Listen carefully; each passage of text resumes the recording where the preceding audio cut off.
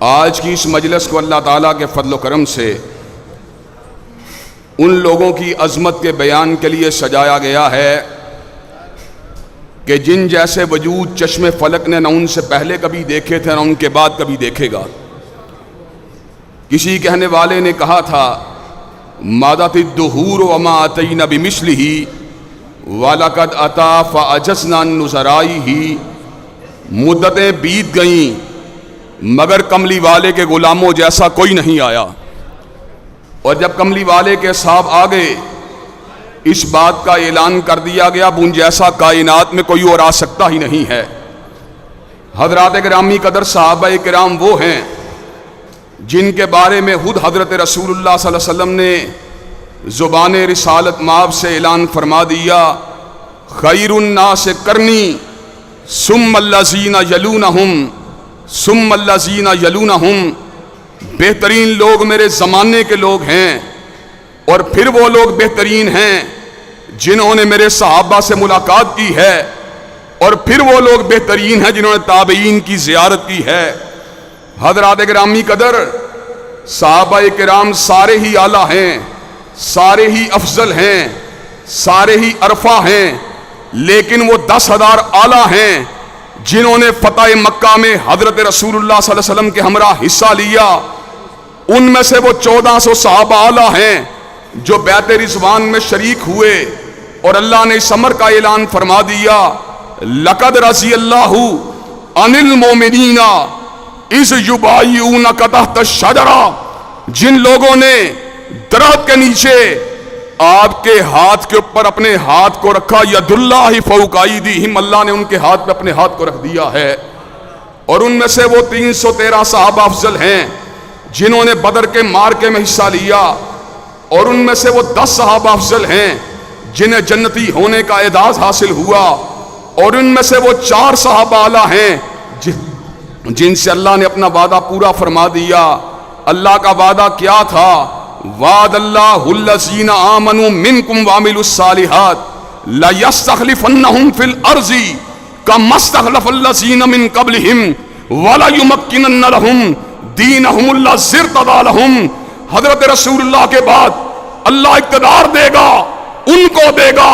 جو ایمان والے بھی ہوں گے، عمل صالح والے بھی ہوں گے۔ اللہ نے اقتدار دیا، حضرت صدیق کو دیا، حضرت فاروق کو دیا، حضرت ذوالنورین کو دیا، حضرت علی المرتضیٰ کو دیا۔ جب تک حضرت رسول اللہ کا ایک بھی نوکر اور غلام زندہ ہے، حق 4 یار کے نعرے لگتے رہیں گے، صحابہ کی عظمت کے ڈنکے بجتے رہیں گے۔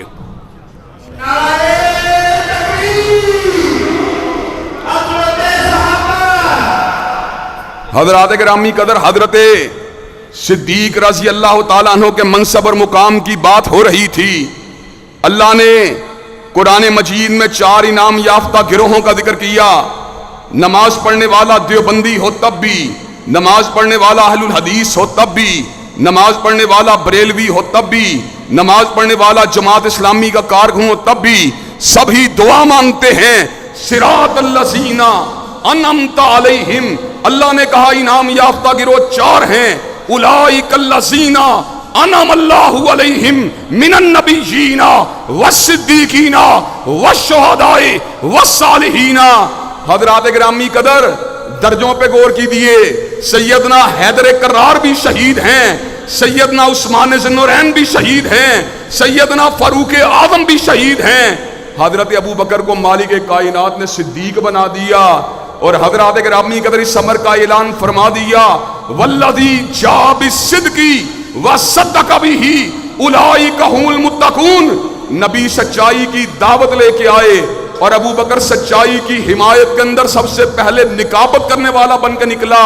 حضرات گرامی قدر جماعت اسلامی کے امیر ہمارے برادر اکبر سراج الحق صاحب کی موجودگی میں، مولانا لدھیانوی کی موجودگی میں ہم اس بات کو آپ حضرات کے گوش گزار کرنا چاہتے ہیں۔ بل موو کیا گیا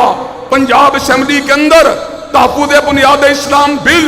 جو فرقہ واریت سے پاک تھا، جو انتشار سے پاک تھا، جو فساد سے پاک تھا، جس کے اندر رواداری تھی، جس میں بقائے باہمی کا پیغام تھا، جس میں فرقہ وارانہ ہم آہنگی کا پیغام تھا، لیکن کیوں رد کیا گیا؟ ہم آج آپ کے سامنے اس بات کو بیان کر دینا چاہتے ہیں، اگر ایک انسان کی عزت کے تحفظ کے لیے حد کے عزت کا قانون موجود ہے،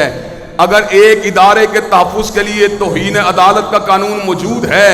تو حضرات صحابہ کرام کی ناموس کے لیے انشاءاللہ پنجاب اسمبلی کے اندر یہ 4 غیرت مند لوگ جن کا مولانا غیاث الدین ذکر کر رہے تھے، حرمت رسول اللہ کے پروانے، شمع رسالت کے جیالے، خیر البشر کے جانثاروں کے تحفظ کے لیے اللہ کے فضل و کرم سے بل پہلے پیش کیا گیا، دوبارہ بھی موو کیا جائے گا۔ آپ اسمبلی کے اندر جنگ لڑیں، آپ اسمبلی کے اندر صدیق کی صداقت کی بات کریں، فاروق کی عدالت کی بات کریں، ذوالنورین کی صحابت کی بات کریں، علی المرتضیٰ کی شجاعت کی بات کریں، سڑکوں کے پر انشاءاللہ ہم آپ کا ساتھ دینے کے لیے تیار ہیں، انشاءاللہ آپ کے کندھے سے کندھا ملانے کے لیے تیار ہیں۔ اور آخری بات کہہ دینا چاہتا ہوں، حقیقی سنی کبھی اہل بیت کا گستاخ نہیں ہو سکتا۔ حقیقی سنی جانتا ہے حضرت علی المرتضیٰ فاتح حیبر ہیں، اسد اللہ الغالب ہیں، قاتل مرب ہیں،